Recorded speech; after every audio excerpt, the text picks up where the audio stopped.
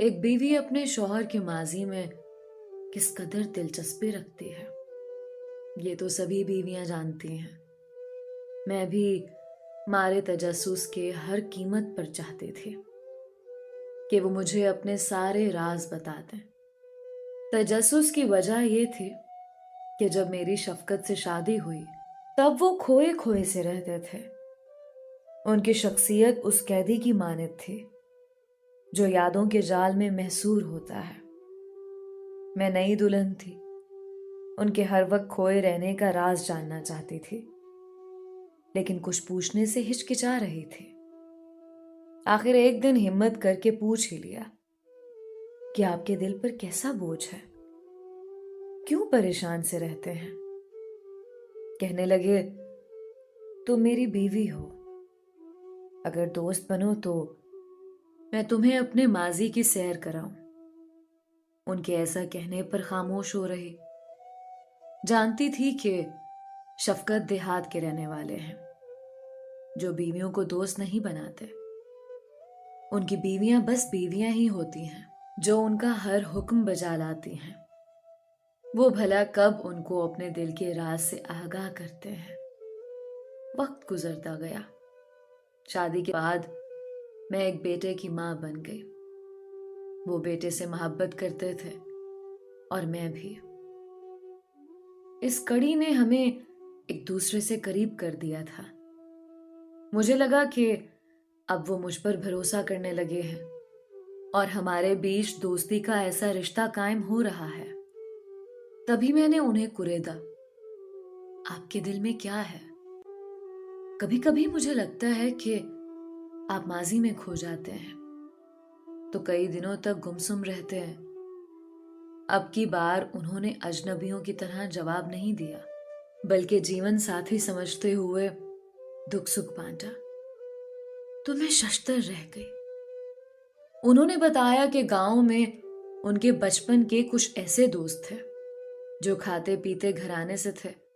وہ پڑھائی کی طرف توجہ نہیں دیتے تھے، بے وجہ کی مصروفیات میں اپنا وقت ضائع کرتے تھے۔ انہی دوستوں میں ان کا زیادہ وقت گزرنے لگا۔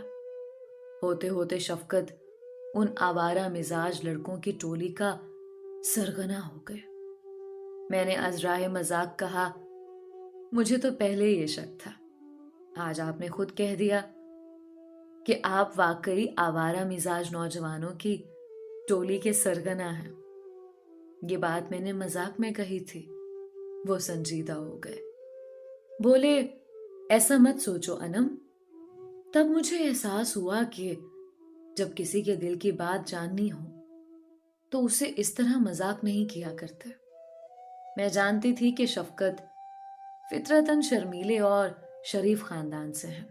اچھے لڑکوں کی صحبت نہ ملی تو ایسے ویسے لڑکوں کے نرغے میں گھر گئے اور انہوں نے ان کو اپنی لائن پر لگا لیا۔ اس عمر میں لڑکے باختہ دماغ ہوتے ہیں، بس پھر یہ انہی کے رنگ میں رنگ گئے اور پڑھائی سے دل اٹھا لیا۔ انہوں نے بالآخر مجھے اپنے ماضی کے بارے بتا دیا کہ جب شفقت کے والد نے بیٹے کی یہ حالت دیکھی تو ان کو بڑے بھائیوں کے سپرد کر دیا۔ شروع میں تو یہ بھائیوں کے ساتھ مل چلے جاتے تھے اور ان کی ہمراہی میں کام کرتے، لیکن بعد میں یہ ان کے ساتھ جانے اور کام سے جی چرانے لگے۔ صبح سویرے نکل جاتے تو رات گئے گھر میں گھستے، سارا وقت ان آوارہ مزاج لڑکوں کی صحبت میں گزارتے جو لڑکیوں کے پیچھے پھرتے۔ ان لڑکوں کو تو لڑکیوں کے پیچھے پھرنے کا جنون سا ہو گیا تھا، لیکن وہ کہتے ہیں نا کہ جب برا وقت آتا ہے انسان کا سایہ بھی ساتھ چھوڑ دیتا ہے۔ کم عقلی کی وجہ سے ان پر بھی برا وقت آ گیا۔ ہوا یوں کہ اپنے والد کی نگرانی اور دن رات کی نصیحتیں ان کو بہت بری لگتی تھی۔ انہیں اب اپنے باپ کی ہر بات سے چڑ رہنے لگی۔ یہ ایسے ہو گئے کہ ہر وہ کام کرتے جس سے ان کو منع کیا جاتا۔ ان کی طبیعت میں ضد پیدا ہو گئی تھی۔ انہی دنوں ان کے ایک دوست ابرار کی گاؤں کی 2-3 لڑکیوں سے دوستی ہو گئی۔ وہ ان کو علیحدہ علیحدہ بے وقوف بنا رہا تھا۔ اکثر شفقت سے بھی کہتا کہ یار تم خوبصورت ہو اور اچھا لباس بھی پہنتے ہو، پھر بھی کسی لڑکی کو مروب کر کے اسے اپنا دوست نہیں بنا سکے۔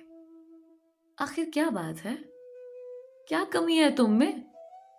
میں بہت شرمیلا ہوں، شفقت کا یہی جواب تھا۔ ان کی گفتگو تیسرے دوست وقار نے بھی سنی، جو قریب ہی موجود تھا اور قدرے شریف لڑکا تھا۔ اس نے ابرار سے کہا، یار میں نے کتنی بار تم سے کہا ہے کہ شفقت شریف آدمی ہے، اس کے ساتھ صرف اچھی دوستی رکھو اور ایسے ویسے چکروں میں نہ گھسیٹو، کسی دن اس بیچارے پر مصیبت آ جائے گی۔ یہ لڑکا شفقت کو ابرار کے ساتھ جانے سے بھی منع کرتا تھا۔ کہتے ہیں کہ پانی کی بوند مسلسل پتھر پر بھی گرتی رہے تو اس میں شگاف ڈال دیتی ہے۔ بس شفقت بھی ابرار کی چکنی چپڑی باتوں میں آ گیا اور اپنی زندگی کی سب سے بڑی غلطی کر بیٹھا۔ اب وہ اکثر اپنے رنگین مزاج دوستوں کے ہمراہ گلیوں میں گھوما کرتا۔ یہ کھیتوں میں چھپ کر لڑکیوں کو تاکتے اور کبھی کسی لڑکی کی تلاش میں دیواریں بھی پھلانگ جاتے تھے۔ ایک روز شفقت گلی سے گزر رہا تھا کہ نظر سامنے والے گھر میں بیٹھی ہوئی لڑکی پر پڑی جو اپنے بال خشک کر رہی تھی۔ اس کی نظر شفقت پر پڑی تو وہ ہنس دی، جیسے کوئی کسی مسخرے یا جوکر کو دیکھ کر ہنستا ہے۔ لڑکی کو تمسخرانہ انداز میں ہنستا دیکھ کر شفقت کو بڑا غصہ آیا۔ تبھی لڑکی نے اس کے کرتے کی طرف اشارہ کیا جو اس نے الٹا پہنا ہوا تھا۔ جب اس نے اپنے سراپا پر نظر کی تو جھینپ کر رہ گیا۔ یہ لڑکی جس برادری سے تعلق رکھتی تھی وہ بڑے سخت لوگ تھے اور اپنی لڑکیوں کے معاملے میں ایسے حساس کہ قتل ہو جاتے تھے۔ اس لڑکی کا نام علیزے تھا۔ اس کا باپ ایک سخت گیر اور خونخوار انسان تھا۔ وہ دولت مند بھی تھا۔ اکثر و بیشتر اس کا علاقے کے بارسوخ اور بڑے لوگوں سے ملنا ہوتا تھا۔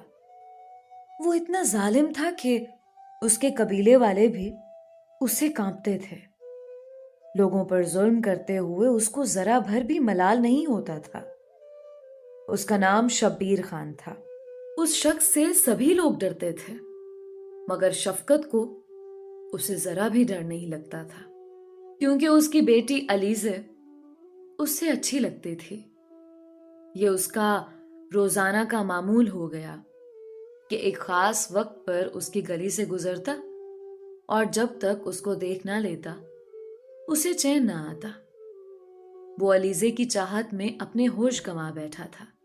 وہ یہی سمجھتا تھا کہ علیزے بھی اس کو چاہتی ہے اور روزانہ اس کی ایک جھلک دیکھنے کی آرزو مند رہتی ہے۔ شفقت اپنی چاہت کی آرزو میں مست تھا۔ روز نت نئے کپڑے پہن کر اس کا دیدار کرنے جاتا۔ وہ نظر نہ آتی تو آوارہ بادل کی طرح سارا دن کھیتوں کھلیانوں اور گاؤں کی گلیوں میں بے مقصد گھومتا پھرتا تھا اور چلتے پھرتے علیزے کے رام ہونے کی دعا بھی کرتا تھا۔ یہاں تک کہ اس نے کئی پیروں کے درباروں میں حاضری بھی دی اور کئی مزاروں پر جا کر دیے جلائے کہ یہ حسینہ مجھ پر مہربان ہو جائے۔ دل سے مانگی دعا ضرور اثر رکھتی ہے۔ کسی خاص گھڑی میں اس کی دعا قبول ہو گئی۔ ایک دن ایک بچی کے ہاتھ اس نے پیغام بھیجا کہ تم رات کو میرے گھر کے بیرونی دروازے پر آ جاؤ، میں وہاں تمہارا انتظار کروں گی۔